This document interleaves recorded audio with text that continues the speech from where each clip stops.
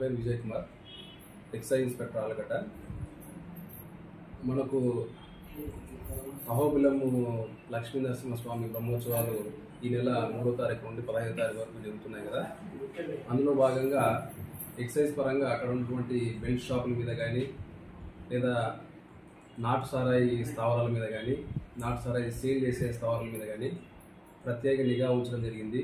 తర్వాత special teams ఏర్పాటు చేసి వాటి మీద ఖచ్చితంగా చర్య తీసుకునే విధంగా ప్లాన్ చేసుకోవడం జరిగింది.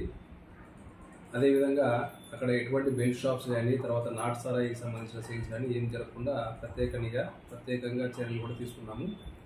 అక్కడికి నాటు సారాయి సప్లై చేసే కొన్ని గ్రామాలు ఉన్నాయి, సస్పెక్టెడ్ ప్లేసెస్, సస్పెక్టెడ్ గ్రామాలు, విలేజెస్, బాచుపల్లి కానీ, దొరకొట్టాలు కానీ, తర్వాత వచ్చేసి బాలసాగి బావి తాండా కానీ, హరినగరం కానీ, అక్కడ ఆ స్థావరాల మీద కూడా నాటు సారాయి తయారు చేసే స్థావరాల మీద కూడా దాడులు నిర్వహించి అక్కడ నాటు సారాయి తయారు కాకుండా చర్యలు తీసుకోవడం జరుగుతూ ఉంది.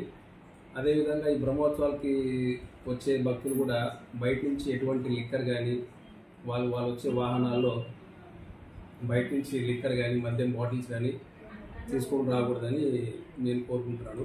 ఆ విధంగా తీసుకొని వస్తే ఖచ్చితంగా చట్టపరంగా చర్యలు తీసుకోవాల్సి వస్తుంది. సో దయచేసి బయట నుంచి మీరు వచ్చేటప్పుడు, బ్రహ్మోత్సవాలకు అటెండ్ అయ్యేటప్పుడు ఎటువంటి మద్యం సీసాలు కానీ, మద్యం బాటిల్స్ కానీ ఏమి కూడా తీసుకురావద్దండి. తర్వాత ఇప్పుడు నా గవర్నమెంట్ వచ్చేసి నవోదయం 2.0 2.0 అని నాటు సారా నిర్మూలన కార్యక్రమాన్ని ప్రారంభించింది. దాని యొక్క ముఖ్య ఉద్దేశం ఏంటంటే నాటు సారాయిని పూర్తిగా నిర్మూలించే దిశగా మొత్తం అన్ని అవేర్నెస్ ప్రోగ్రామ్స్ అయితేనే కానీ, తర్వాత వచ్చేసి ఎవరైతే పాత నేరస్తులు ఉన్నారో వాళ్ళని బైండ్ అవుట్ చేయడం కానీ, తర్వాత వాళ్ళు ఈ నాటు సారాయిని మానుకుంటే వాళ్ళకు గవర్నమెంట్ కొన్ని ప్రోత్సాహకాలు కానీ కల్పించే విధంగా ఈ ప్రోగ్రామ్ డిజైన్ చేయడం జరిగింది.